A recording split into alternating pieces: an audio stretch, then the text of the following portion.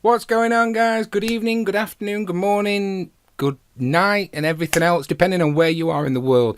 This is Moobscast, the WWE podcast made for a fan, by the fans, and with the fans. Welcome along. Sorry I haven't been around for the past couple of weeks. I've been very, very busy with work, spending time with my family as well. I just didn't get time to get the podcast done last week, but I want to talk about last week as well as this week's Raw. But the two big news that's come out, big news number one is Brock Lesnar has signed a contract with UFC for what I believe to be a one-match fight. He's not, as far as I'm aware, leaving the WWE. He's just going to have one match. He's still under contract. That's as far as I've read it. If you guys know any better, then please inform me better. But as far as I have read it, he's literally in for a one-match deal into UFC. Good luck, Brock. Hope you have a cracking time, and we'll see you again round about SummerSlam time. Then the second big news of last week is SmackDown, as of the 19th of July, is going live. Yay! In America, it's going on the USA Network. As far as I believe, as from what I've been reading on the notes in front of me here, us in the UK are having it on every Tuesday night on Sky Sports. I believe it's Sky Sports 3 at 1 a.m.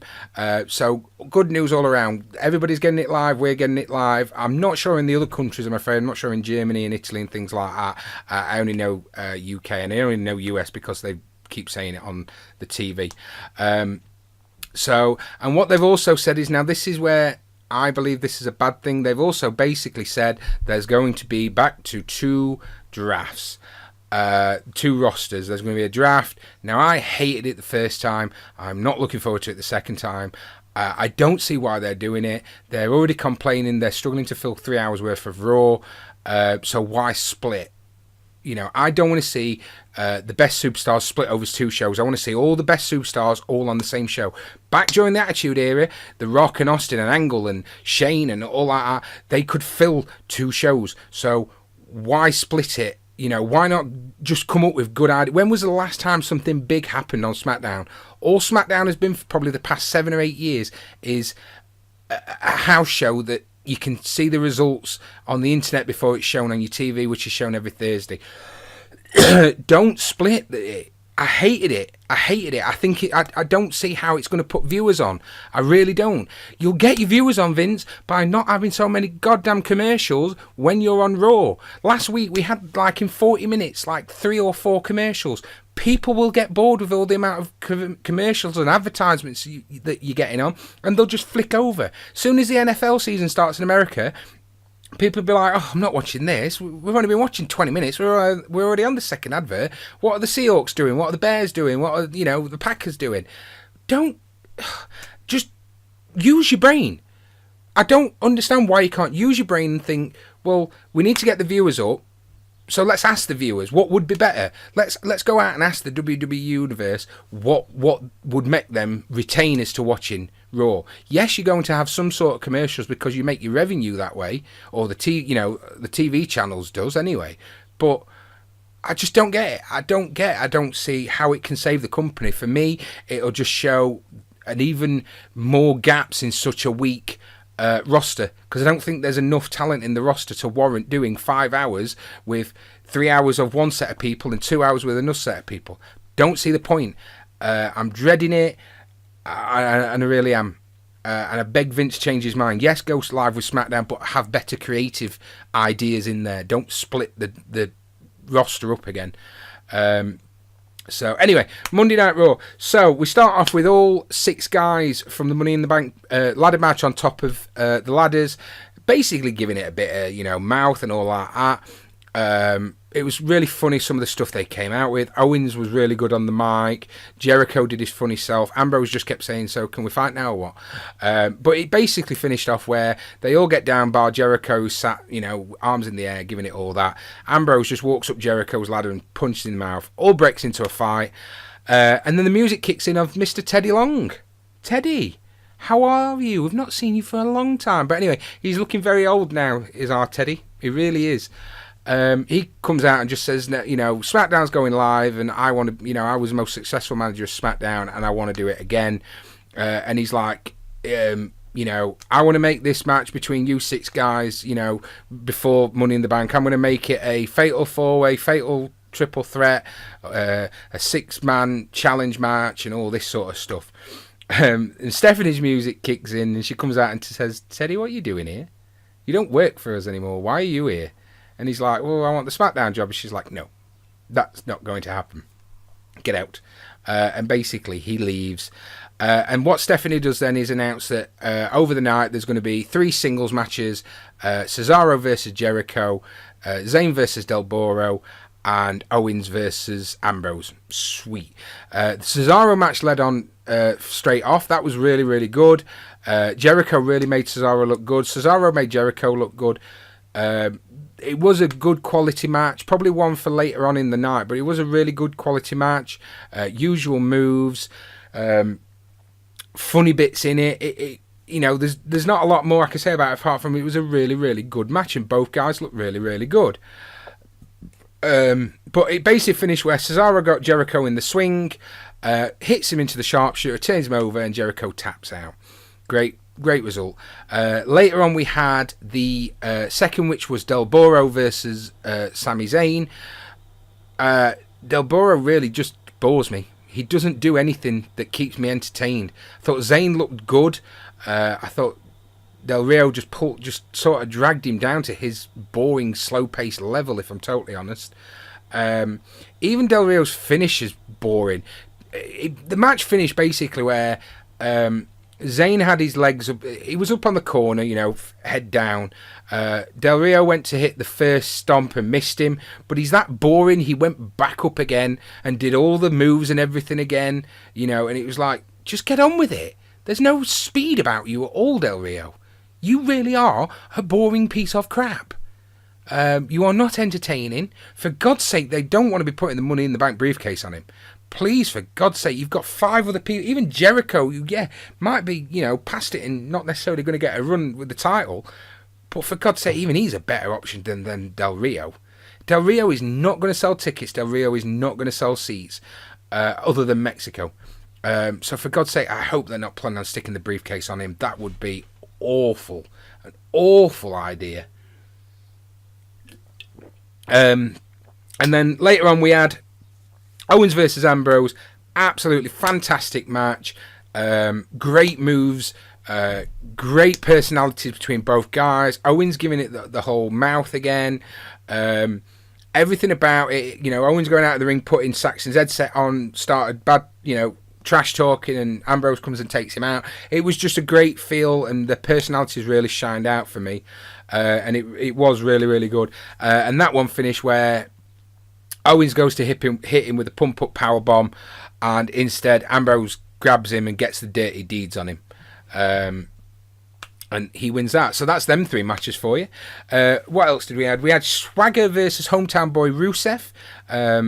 Titus O'Neill was sat at the ringside. Now, last week, Rousseff came out and was like, you know, I'm the real American hero. Titus took offence to it, came out and basically kicked him in the mouth. So they're obviously setting up that now. ONeill sat at ringside with Cole, JBL and Saxton. Didn't really say of anything really great. It was just kind of a typical babyface promo, if you like. Wasn't really anything that got you sort of like, ooh, yeah, he's really doing well there. The Rusev versus Swagger match was alright. It was a bit slow paced for me. There was a few good epic moves in there. The way Swagger does stuff's great. Rusev's beginning to bore me a little bit. I think he needs to start mixing things up with the way he holds himself in the ring. Maybe introduce a few more moves. You know, get some shocks in there a few times that people are like, you know, going crazy for and things like that. Yeah, Rusev needs to do a bit of work. And that match basically finished where they both clotheslined each other outside the ring. They get up, start tussling. And as the referee gets to 9, Rusev pushes Swagger into ONeill, runs in the ring. He gets the count. He gets the win by count out. O'Neill's not happy about this, so Swagger goes in. Rusev hits him. Then ONeill runs into the ring. Rusev throws him to the ropes. He bobs down. Swagger takes out his leg. Rusev gets back up. ONeill smacks him in the mouth with his foot again. he ends up out the ring, and both the boys are stood there going, we the people. So now, he's not setting up for a triple threat now at Money in the Bank. At first, it looked like it was just going to be Rusev versus ONeill, and now it looks like Swagger's been put in there as well. And it's nice to see Jack Swagger get some TV time. I think he's a bit underrated. I don't think he's as bad as his current television status works him out to be. He shined with Coulter and he's on his own now, but he really needs to start doing something, because the way it's going, Swagger will not be with the company much longer. Then we moved on to last week. We move on to what happened next, but last week we had the return of John Cena. He came out last week. It was more did a big troop rallying thing like he always does. AJ came out. Fans was going absolutely crazy last week. I'm not kidding. It felt like hours they were just chanting AJ Styles, let's go Cena. I never thought I'd see it just erupt as though it would. It was like the match of the century, obviously, but it's not, because we got, it was kind of a little bit like The Rock versus Hogan, but a poor man's Rock and a poor man's Hogan. I wasn't expecting the fans to go as crazy as what they did for it. It was absolutely out of this world. Neither guy knew how to speak at first. It was like, let's just stand here and let's hope they go quiet. And just nothing. They just kept looking at each other. It was unreal. I've never known anything like it. It was absolutely unreal. But anyway, so they did the promo last week. Then the club come down and say they're going to take them out. Cena takes offence, as does AJ. Both take off the shirts. AJ throws his. Cena throws his into the fans. Bounces on the ropes, comes back and gets a good old punch in the mouth from AJ. Fans erupting everywhere, especially the old lot was going crazy. They're like, yes, we're going to see AJ Styles versus John Cena. I can't wait. People on my Facebook group was going crazy for it. It honestly, it was like the shot heard around the world kind of thing. It was fantastic. And then this week, Cena comes out and says, he was looking, when AJ came out, he was looking forward to meeting him, and he was looking forward to AJ Styles versus John Cena, epic match, basically saying it was going to be two baby faces and the crowd would be split. And then he was like, well, but then he had to smack me, and now, he's shown him his true colours. And he demanded AJ come out and tell him why he did what he did. AJ comes out and just says, you offend me. Not as a person, because what you do is great, but in the ring, you offend me. And Cena was like, really? So you've had all these years to think of something to say to me when you first meet me, and you just say what everybody else says. You're outdated, your put downs are outdated, your arguments outdated, and all this other stuff. And the end of it is the fact that we are going to get John Cena versus AJ Styles at Money in the Bank, which could be really, really epic with the crowd there. That would be buzzing. More to come. From them, obviously, in the build-up, lots and lots of potential to go there. Really is. So yeah, I'm looking forward to that one. And then we had Enzo versus the Vaudevillians. Enzo and Cash versus the Vaudevillians. We knew something was going to happen, because Enzo did his usual amazing promo walking down with Big Cass, and then Big Cass says about they're going to be the next WWE Tag Team Champions. And it was like, hang on, you're not actually in the title scene fighting the New Day. So you knew something was going to happen, and it was like, I wonder what could be happening there then. They started off the match. Now, again, you knew something was going to happen, because before the match started, they showed what happened at Extreme Rules again, with Gotch throwing Enzo out the ring and smashing his head and being unconscious. It was like, right, okay. So they started the match, a few moves here and there, pretty decent, a few epic things happening. And then Aiden English grabs hold of Enzo and says, you go in again. So, of course, they tried to reenact what happened at Extreme Rules. They threw him out the ring. I mean, it epically failed a little bit, because he didn't, you could tell that he was, being a lot more careful, which is obviously the point, because he wasn't supposed to get hurt that much anyway. But it failed a little bit. But the point came across. Cass then completely loses his temper because they've hurt his boy. He comes in, takes both men out, gets disqualified for his troubles. Vaudevillains win by count out. Enzo comes back in. They hug each other, and obviously they're getting Enzo over as Big Cass is like his big protector and all that kind of stuff. But then in the promo after, They showed Teddy. Well, they showed Stephanie in the back. Teddy comes in with his mobile phone playing Teddy's music and saying, if I was in charge now, Stephanie, I would make a fatal four-way for the tag team titles, Money in the Bank. Stephanie's like, Teddy, how do you keep getting in here? You don't work for the company. So Teddy pulls out $1 and Stephanie's like, just get out. Just get out. And he's escorted out again. As for the Roman Reigns Seth Rollins thing, neither guy was there. Neither was Shane, to be fair, because he was apparently on vacation. But Rollins and Reigns wasn't there this week, which I was a little bit disappointed because I think everybody's kind of was hoping for a big epic build up to the match, and I don't think they've kind of hit that yet. Now next week, Ambrose is doing the Ambrose Asylum with both Roman and Rollins in there, so obviously doing a Shield thing, and I think next week will be absolutely epic. I really, really do. But this week, all they did is they've shown 2 promos, one of Rollins, one of Reigns, talking about their Shield days, talking about Seth turning on the Shield, Seth winning the title and beating Roman, you know, even though it was Lesnar who was champion, but he beat Roman. And then the Roman one they just did about him dragging himself up, getting up to where he's got. And it was kind of like their way of just keeping the, you know, trying to slowly build up the excitement of the title picture. It kind of didn't work as such. It kept them in your mind so you didn't forget because they'd both been clearly given the night off. But it didn't get you excited, you know, or it didn't get me excited anyway. So next week they've really got to do some hard work on building that up next week and get the match excited so everybody's buzzing. You know, everybody's buzzing for the Money in the Bank briefcase match. Everybody's buzzing for Cena versus AJ. To be fair, a lot of people are probably buzzing now the 4-way tag match has been made. I don't think there's ripples and you know, massive cheers and everything. You know, people going, I can't wait for Roman and Reigns, because they haven't built it as what I was hoping they was going to build. I was hoping for epic stuff.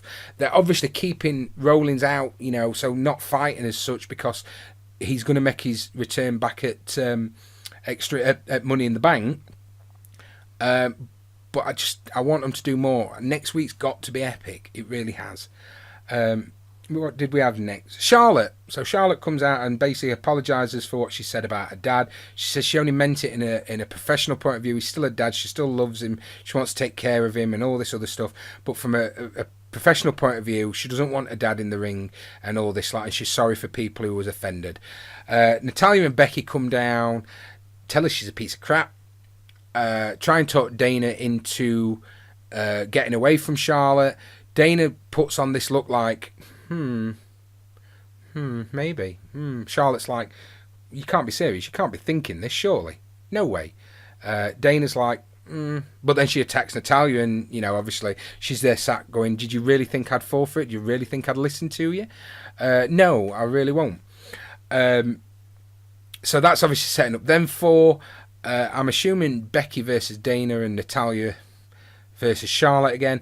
But I want to see the new breed. I want to see Paige. I want to see Sasha. I mean, for God's sake, where the hell is Sasha?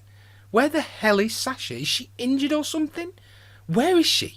She's like over as a face diva or female than anybody else, but she's nowhere to be seen on TV. Oh my God. Get cashed in on her, for God's sake. But, you know, and can we have Bayley, please? Can we please have Bayley called up? Please. I want to see more of Bayley and Sasha and Charlotte and Paige and Becky. I want to see that. I don't want to see this crap that nobody's interested in with Natalya. Then we moved on to the the main event of the evening. Now, I bet you can't guess what's going to happen. If I just turn around and said, John Cena's back, I bet you can't guess what happened. So the match didn't really start off straight away. They all started into a scrap. It kind of took out each other. It left AJ and Xavier in the ring. Gallows takes out Kofi. Anderson takes out Big E. Xavier then jumps over the rope and looks awesome and takes out Gallows. Runs back into the ring. AJ rolls out. He runs to ghost jump over but ends up stood on the top. Anderson takes out Xavier. And then Styles clashes him out and basically does a job where he can't wrestle no more. Now, this is a proof on they will never retain their viewers while ever they're so goddamn commercials. So we saw that. Then they went to a commercial break, and then it came back, and Big E and Kofi was walking down the ramp. No sign of Xavier Woods. And the last we saw of them, they was all laid out flat out on the side of the ring. Right. So why the hell... Michael Cole tells us that Xavier can't continue, has been taken back into the back. Why the hell would you have an advert when you're trying to build that up like that? Why would you go to an advert? Why would you not show the fans that? You know, you're trying to get the New Day keep going as a face. You're trying to get the club over as heels. And you go and have an advert. And then come back and make no sense. And Michael Cole has to tell us why there's no sign of Xavier. I don't get it. I don't get. And that's why the viewers are down. It's not because there's not enough people getting airtime. It's because of the goddamn commercials. That's why I don't watch it live at 1 a.m. in the morning. I would watch it if there wasn't so many commercials and the commercials wasn't in stupid times. I'd rather record it and just skip or watch it online the next day. And I really would, rather than watching live. So, anyway, the match eventually starts. It was a good match. They all did all their moves. Nothing massively, nothing massive like all the other matches. Nothing massively happened in every match that really made you, it was just, they did what they do. Then the club start managing to get Owens and start taking out both E and Kofi. And this is where I say, I bet you can't guess what happened. So they're beating him up. Superman Cena comes down as he used to, so nothing changes. Cena's still Cena. They're still doing the boring I'm going to come and save you and all that sort of stuff. And they all do their finishing moves on the club basically. E does the big ending. Cena hits Gallows with the AA, and then it finishes where they're stood in the ring holding each other's arms, aren't we great, and all this kind of stuff. As a whole, Raw was pretty good. It wasn't bad, it wasn't amazing, it was pretty good. It was the mid-range. I did enjoy it. I'm just dreading what standards it's going to be like once this draft kicks in and once the split stuff kicks in. But we'll have to see. Yeah. Next week, they've got to do some serious work on it, if I'm totally honest, because, yes, they're building them up nicely. They've got to do a little bit more with Cena and AJ. It was really, really good, but they've got to do a little bit more. They've got to do they've got to do something massive with Roman and Rollins. That's the biggest thing for me next week. They've got to do something massive with Roman and Rollins, and that's got to be the ending of the show as well, where people are like, oh, I want to see more, They've got to do that. Anything else I don't think will get people hyped. I really don't think it will. But yeah, we'll see what happens next week. We really will see what happens next week. Let's hope it's going to be epic. As for the future of this podcast, now they're going live with Smackdown.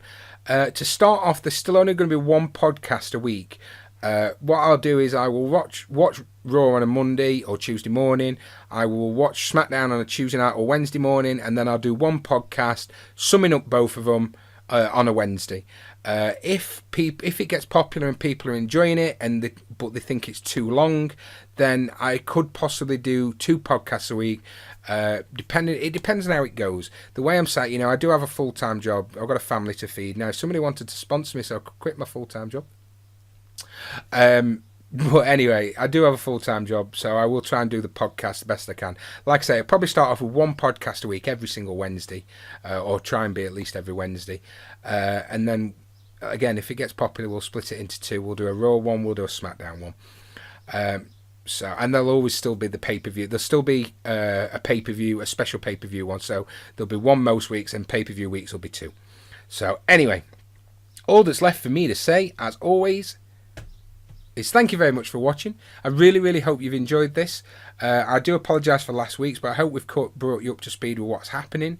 Don't forget, if you do want to be on the show, any of these social media sites, I am moobslikejabber Xbox One on Twitch. I am moobslikejabber on Twitter, Facebook, and YouTube. If you want to apply to be on the show, all you got to do is subscribe or follow, and send me a message saying you want to be on the show. Don't forget, if you have liked it, hit the thumbs up button. Give me a big, big thumbs up. Please hit that sub button. As I say, it's down that side. It's a little white box with Moobs in the middle. You hit that, you'll never miss a show. Keep up to date with what we're doing. You'll also see a lot of the videos with the games when I stream live on Twitch TV. And then, if you know anybody else who you think could enjoy this, who hasn't come across it yet, please hit that share button. Share it on all the social medias. I don't care what social media you're on. Please share it. Just get people watching. The more we do, the bigger it gets, the funner it'll get, more people will get involved, and everything like that. So anyway, as I say, I hope you've enjoyed. Thank you very much for watching. Take care of yourself. I'll see you next week. Moobs.